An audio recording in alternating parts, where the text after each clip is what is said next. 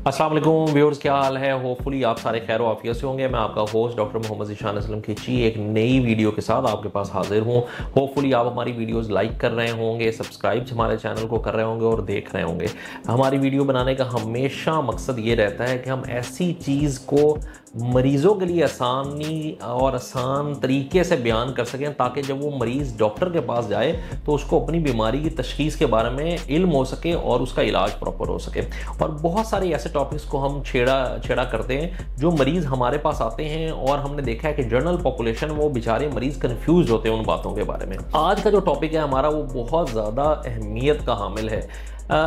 हमारे पास मरीज़ आते हैं और यकीन करें उनको आने के बाद यही नहीं पता होता वो डॉक्टर के पास क्यों आए हैं। बहुत सारे मरीजों को अपनी एक आधी अलामत याद होती है, बाकी सारी अलामत वो भूल गए होते हैं और अगले विजिट पे बता रहे होते हैं, या फिर वो फ़ोन करके हमें बाद में कहते हैं डॉक्टर साहब हमें तो वो चीज़ भी रह गई, वो चीज़ भी रह गई। या दवाइयाँ लिख के डॉक्टर जब उनको भेज देता है तो उनको बाद में याद आता है कि ओहो हमें तो शुगर भी थी, और वो वापस आते हैं। तो इसमें हम दो वीडियोज़ करेंगे, एक तो पेशेंट्स को क्या करना चाहिए और दूसरा ये कि डॉक्टर्स को क्या करना चाहिए, ताकि दोनों तरफ मसला जो है वो हल हो सके।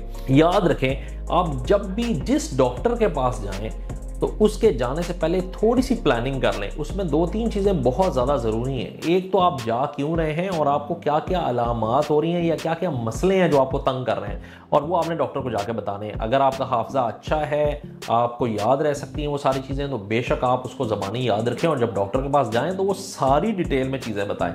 अगर आपको वो चीज़ें याद नहीं रह सकती तो आप उनको एक कागज़ पर लिख लें और लिख के डॉक्टर को वो सारी चीज़ें बताएं। दूसरी चीज़ जो हमने नोट की है, और ज़्यादातर मरीज़ जो हमारे पास आते हैं वो कुछ चीज़ें जानबूझ के डॉक्टर को नहीं बताते क्योंकि उनके हिसाब से वो शायद गैर ज़रूरी होती है। लेकिन याद रखें कि कुछ ऐसी चीज़ें जो गैर ज़रूरी मरीज़ को लग रही होती हैं वो मर्ज़ की तशख़ीस के लिए बहुत ज़्यादा ज़रूरी होती है। तो ऐसी कोई भी आपकी प्रीवियस सर्जरी हुई है, कोई आपको पहले कोई बीमारी रही है, आप कोई पहले दवाइयाँ खा चुकी हैं या खा रहे हैं कुछ, या किसी और डॉक्टर से इलाज करा रहे हैं, तो वो सारी चीज़ें जिस भी मुस्तनद डॉक्टर के पास आप जा रहे हैं उसको ज़रूर बताएं।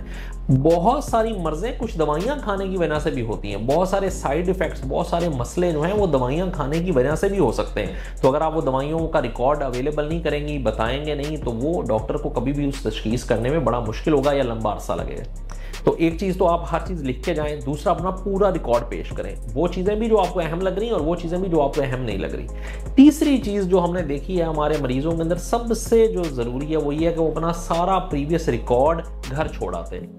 उसकी वजह क्या है, उनके जहन में दो चीज़ें होती हैं। एक ये कि पता नहीं शायद किसी डॉक्टर ने पहले उनको कोई खौफनाक बीमारी या कोई मूजी मर्ज के बारे में आगाह कर दिया होता है और वो अब एक नया ओपिनियन लेना चाहते हैं और उन सारे टेस्टों को घर छोड़ आते हैं। अब उनके हिसाब से तो वो बहुत अच्छा काम कर रहे होते हैं कि हम डॉक्टर को नहीं बताएंगे, और वो अपने इल्म के हिसाब से हमारी तशख़ीस करके, हमारा मुआयना करके, हमारी बात सुन के दोबारा एक तशख़ीस बनाएगा। लेकिन याद रखें, कभी कभी ये सारा करने के पीछे हज़ारों रुपए के टेस्ट दोबारा होने पड़ते हैं और 2, 3, 4 विजिट डॉक्टर के पास होने पड़ते हैं, और जो बीमारी होती है वो उतने अरसे में, जितने में वो टेस्ट और मुआयने कंप्लीट होते हैं, उतने अरसे में बीमारी बढ़ जाती है। सो जब भी डॉक्टर के पास जाएं, जितना आपके पास प्रीवियस रिकॉर्ड पड़ा हुआ है, कुछ डॉक्टर्स की प्रिस्क्रिप्शंस हैं, कुछ पुराने टेस्ट हैं, कोई एक्सरे पड़े हुए हैं, कोई आपने MRI कराई हुई है, वो सारी डॉक्टर के पास लेके जाएं। तीसरी चीज़, चौथी चीज़ जो सबसे इंपॉर्टेंट है वो ये है कि डॉक्टर से सारा कुछ बताने के बाद, अपना रिकॉर्ड बताने के बाद 2-3 सवाल हैं जो आप लाजमी करें। हमारे पास यकीन करें मरीज आते हैं, इतने पलंदे डॉक्टरों को लेके आते हैं और वो हमारे सामने रखते हैं, डॉक्टर साहब हमसे पूछते हैं कि डॉक्टर साहब सानू की बीमारी है, सानू की मर्ज है। मैंने कहा कि ये जो हज़ारों दफ़ा आपने इतने डॉक्टरों को दिखाया, उनसे आपने नहीं पूछा। पता नहीं मरीज नहीं पूछते या डॉक्टर बताना पसंद नहीं करते। जो डॉक्टर्स के करने वाले काम हो तो हम इंशाल्लाह नेक्स्ट वीडियो में बताएंगे। लेकिन चौथा काम, जो आप मरीज हैं और ये आपका हक है, आपने फीस पे की है, आपने पैसे दिए हैं उस मशवरे के, तो ये आपका हक है कि चौथा कुछ सवालात आप अपनी मर्ज़ के बारे में डॉक्टर से ज़रूर पूछें।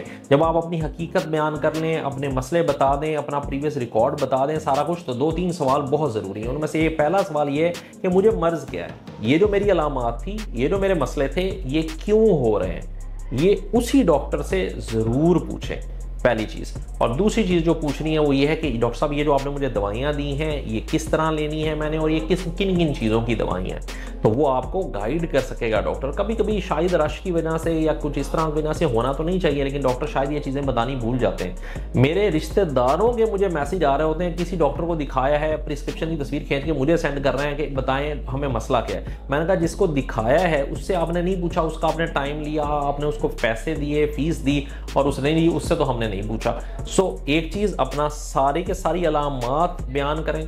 दूसरी, कोई चीज़ जो आपको छोटी या बड़ी लग रही है उसको छुपाएं नहीं, सारा बताएं।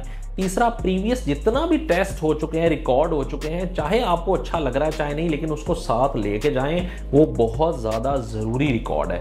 और चौथी चीज़ ये कि जब डॉक्टर आपको देख ले, आपकी सारी बात सुन ले, तो फिर आप अपनी तशखीस के बारे में उससे पूछें कि मुझे मर्ज़ क्या है जिसकी वजह से ये सारी चीज़ें हो रही थी, और मुझे जो आपने दवाइयाँ दी हैं वो किस चीज़ की हैं। ठीक है, जब ये सारी चीज़ें हम पूरी करेंगे तो हमारी मर्ज़ की तशखीस जल्द से जल्द हो सकेगी। मर्ज़ के साथ एसोसिएटेड जो कन्फ्यूजन, जो परेशानी, जो इधर उधर की सुनी हुई बातें, 100 चीज़ें हमारे जहन में फंसी हुई होती हैं, वो हमारी ख़त्म हो सकेंगी और हमारी जो दवाई है वो टू दी पॉइंट बीमारी के हिसाब से लिखी जा सकेगी और हमें फ़ायदा होगा। ठीक है, तो ये चीज़ें मैं बड़े अरसे से ये समझ रहा था कि हमारे पास जो मरीज़ आते हैं वो बेचारे बहुत ज़्यादा लैकिंग हैं इन चीज़ों में। हमारे मरीज़ बेचारे एक ही टेस्ट बार बार कराते हैं, हर डॉक्टर के पास जाते हैं, वो दोबारा वही टेस्ट लिख देता है, बार बार एक ही घुटने के, कमर के 10-10 एक्सरे हुए हैं जिनका कोई फ़ायदा नहीं है, एक ही MRI जो है वो बार बार हुई है, कोई फ़ायदा नहीं है, अल्ट्रासाउंड पे अल्ट्रासाउंड कराई जा रहे हैं, ना उस डॉक्टर को पता है कि पहले क्या हुआ, ना नए वाले को पता कि क्या कर रहा हूँ। सो ये 4-5 चीज़ें आप नोट करें और इसको जब भी डॉक्टर के पास जाने लगें तो उसको तफरीह के तौर पर ना लेंगे, चलें जी आज हम फारग हैं, डॉक्टर के पास जाते हैं और डॉक्टर को दिखा दें, नहीं। उससे पहले बैठें, अपना प्लान बनाएं कि हमने डॉक्टर के पास जाना है, उसको ये बातें बतानी है, ये टेस्ट दिखाने हैं, अपनी तशखीस के बारे में, अपनी मर्ज़ के बारे में उससे पूछना है, हमें क्या क्या करना चाहिए और हम किस चीज़ की दवाइयाँ खा रहे हैं, ये लाजमी पूछनी है ताकि आप उस मर्ज़ से निकल सकें और आप बेहतर हो सकें।